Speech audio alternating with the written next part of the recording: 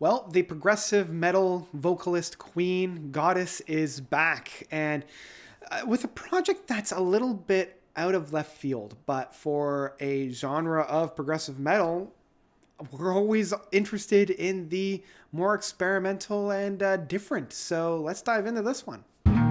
Day fades, the night grows dark.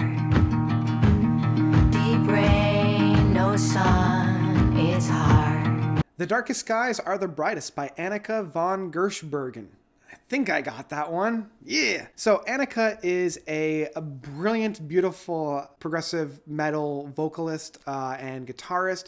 She has done like over 20, or at least has her hand in over 20 projects throughout the years, with not only her solo work starting in 2007 with Air, but also with a number of different personnel. She's toured and performed with Devin Townsend.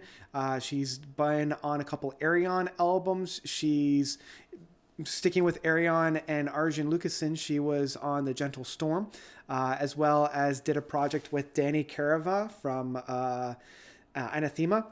She got her start on the Gathering back in the 90s. Her latest one of Ver, which was her own main project of like progressive metal, and I was lukewarm when it came to Ver. Like, there were 2 tracks off of that project that I really liked.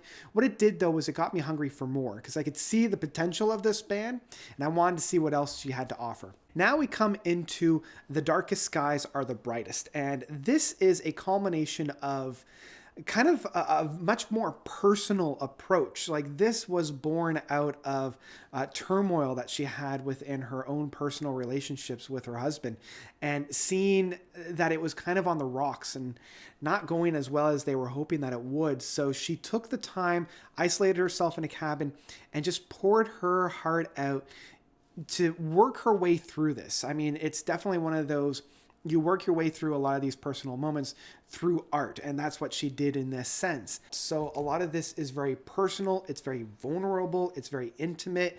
At times it does feel like it's lifted off or out of a personal diary. The one thing that I love about this album is it feels like a marriage between the lyrical content and melodies of Americana, in that slice of life kind of essence, like a diary making up most of the lyrical content, in that it's a little bit melodramatic, but it's very sincere. It's very vulnerable. And that's kind of the main points of this album. Blending that, we have a lot of the rhythm sections and rhythm styles of like a Celtic aspect. The main rhythms that we found on here, the main drumming, is even through stomping or clapping, or even like a hand drum, or even just like hitting an acoustic guitar. Of course, this leads the more musical presentations of just an acoustic guitar and a smattering of violins and string sections,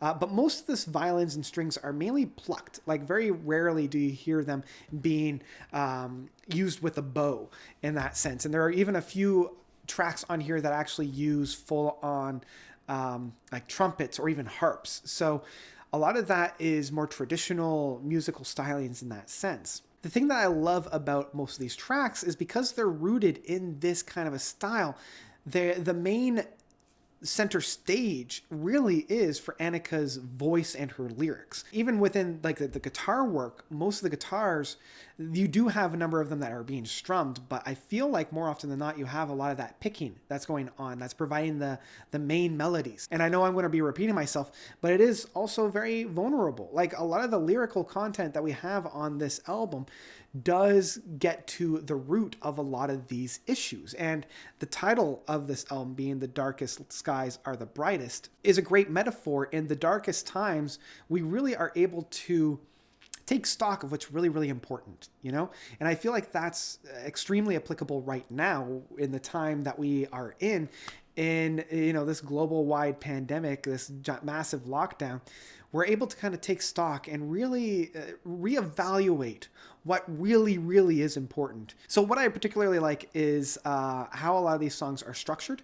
I love the lyrical content in that a lot of it feels like a kind of either a call to action, and that is mirrored a lot through the use of stomping as the main rhythm section, especially on tracks like Hurricane, I Saw a Car, Keep It Simple, and Survive. Like, these tracks are very go get 'em, and sometimes the subject that she's talking to is internally on tracks like I Saw a Car and My Promise, where she's talking to herself. She's especially on My Promise, where she's talking about the promise she made to herself, reevaluating that, seeing if it's still valid and if she can still maintain that, and then having that subject be external, like The Soul Only Knows, where it almost feels like she's serenading somebody. It feels like she's talking directly to somebody.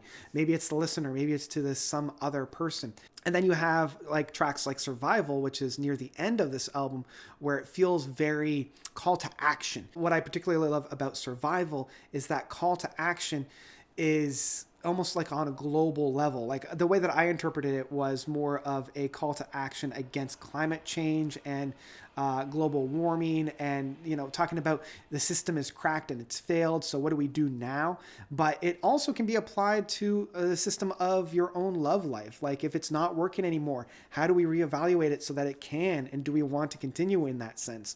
And how do we survive? And as I already mentioned, the main star of this is Anneke's voice, and it shines on here, particularly tracks like The End and Lo and Behold, which are very intimate. It's very just her. There's, you know, a little bit of harmonizations between her, but then you have bigger tracks like Agape, which opens it up, and Keep It Simple. But I will kind of bring forth Lo and Behold, where there's this almost ethereal aspect to it, this angelic aspect where she has this lo and behold be this kind of wind up, tightening, and punch, but it's almost an antithesis to the usual wind up and punch, because it feels much more like a soft landing and a kind of a breath of intake, or an intake of breath in that sense. Overall, I thoroughly enjoyed this album, more so than I thought I would.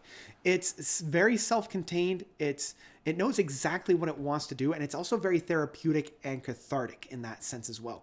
If you're approaching this album hoping for, you know, a blow down the doors, massive, epic, big, meaty metal, this isn't going to be for you. If you're used to those big chugging guitars and blast beats, that's not going to be on here. And if you're not a big fan of that more intimate, homegrown, at sometimes melodramatic lyrics, this also might turn you off, because there are a lot of moments on here where the lyrics can get a little melodramatic. I feel like, though, the blending of melodrama with sincerity elevates it, though, to a different level that isn't just cringe, because it could have very easily gotten into the melodramatic pity party, but I think because she's coming at it in a very real, sincere, and vulnerable stance, it feels much more real, and it feels much more attainable as well. Like, it feels like you're talking to a person. Yeah, this is one that I would have no problem picking up in physical format. I thoroughly enjoyed my time with it.